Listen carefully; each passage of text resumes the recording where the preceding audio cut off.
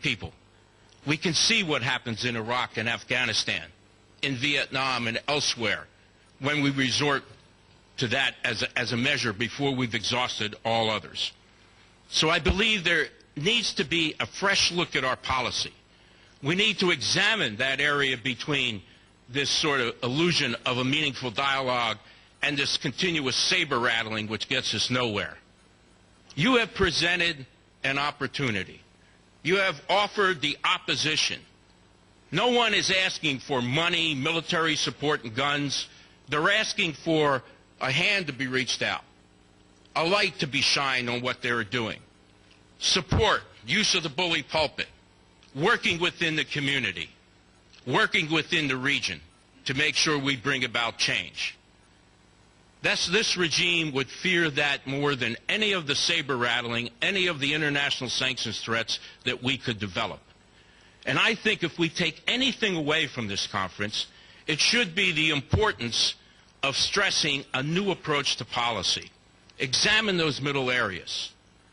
Quit resisting reaching out and grabbing the hand of the opposition, giving them legitimacy, credibility, and giving them an international and world stage where they can demonstrate the pressures that they're put under.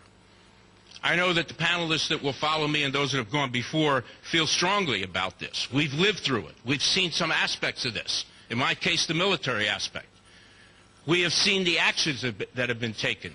We see every day the violence that's perpetrated by this regime, not only within Iran, but outside within the region. And not only against those in the region, but against our own people, our own troops, our own diplomats. And we have got to wake up and realize that we can no longer continue to tolerate this. And there are measures that can be taken now.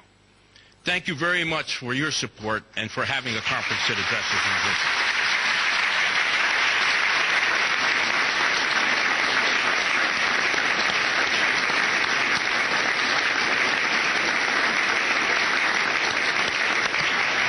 Thank you very much. Thank you, Senator Torricelli. And when I was in the Congress with the senator, we used to call him the Torch because he was an unflagging champion of human rights. Whether it was in Cuba and Sudan, Iran, he was always fighting. And I see that that fight is still very much with him. Let me just talk about three areas that I think we all share, at least I share. And here are the three areas where I think, at least my views, coincide with all of you. One, I think it's important that we find ways to better treat the Iranian opposition, both in Iran and outside of Iran. I mean U.S. policy, I mean citizens. I think it's important that we embrace those movements of freedom.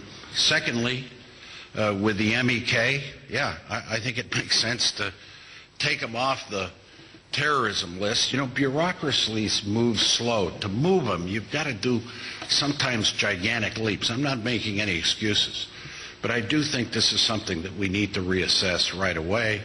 And it seems that this is a nascent, an important movement, and we should take steps to make that happen. The third is the Camp Ashraf situation. Obviously, we've got to find ways to protect those Iranians that are there. I think it's inexcusable that we're not doing it. Talk about having leverage with the government of Iraq. We do have it. And so we should find ways to make that happen. Now, at the same time, I think it's important to recognize why Iran is important to America's national security. Obviously, we want a different government there. So I want to state two working assumptions that maybe you still are agreeing with me. Obviously, I think in Iran there are thousands and thousands of people that reject the extreme fundamentalism, the violation of human rights. You saw in that presidential election that great movement of democracy. After more than 100 years of struggling for democracy, Iranians long for a regime that respects its citizens. Here's a country, Iran, that is 3 times larger than France. 3 times. 70 million population. We know the rich history of the Persian Empire that stretches back 6,000 years. The Iranian people, we know, are proud of their heritage, their contributions to art, to science, to learning. And despite the preoccupation that many have with the views of some of its leaders, the reprehensible views, Iran has elements in Iran of modern and very strong democracy. And it's got an Iranian community like up here. And I bet you that better ideas from this panel can come from many of you as to how we can make a difference.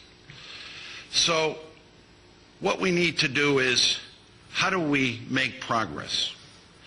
We know that the Iranians share a deeply felt national pride that their country be respected for its history, its accomplishments, and its geostrategic importance. The second premise, where I still think we're together, is their government's documented support for international terrorism, its violation of human rights, rejection of international overtures to come to a deal on the nuclear program, the denial of the Holocaust, much more. The challenge is what do we do about all this? You know, besides give some good speeches, and how can we advance things forward? I want to focus on two elements of American policy. One focuses on the Iranian regime, and the other focuses on the Iranian people. I think General Zinni had some very good ideas on that. Now, dealing with the current regime, as we know from the Cold War, deterrence is above all a matter of clarity and credibility. We have to make sure that the Iranian government knows that a nuclear Iran is unacceptable, and we have to be credible when we say that we will do what it takes if Iran continues to disregard the will of the international community. Now, I haven't heard much discussion about sanctions here. It sort of came up a little bit. I'm for sanctions. I think that for the first time, I sense with Russia and perhaps China, now that we've forged this new friendship, that maybe sanctions might start working. Now, I'm not saying we negotiate with Ahmadinejad. What I'm saying is we find ways with the Iranian people, by supporting the opposition, by finding those elements in Iranian society that need communicating. I'm under no illusion that a dialogue, government to government, as maybe is going through in Istanbul today, is going to work. But I think not having sanctions and a unified international approach is a bad idea. But I think sanctions is a tool that has to be refined and continued.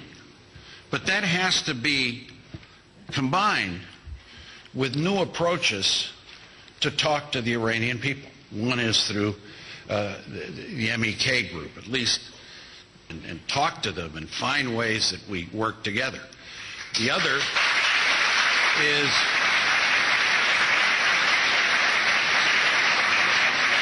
obviously is protecting the rights of those at the camp. And the third is, how do we communicate with the opposition in America, in Europe, in Iran? I just think that this issue is so important that it has to involve the American people. It has to involve you. It has to involve members that are directly affected by this issue.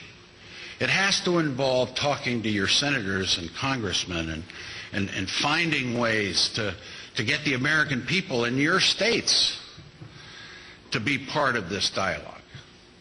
And thank you.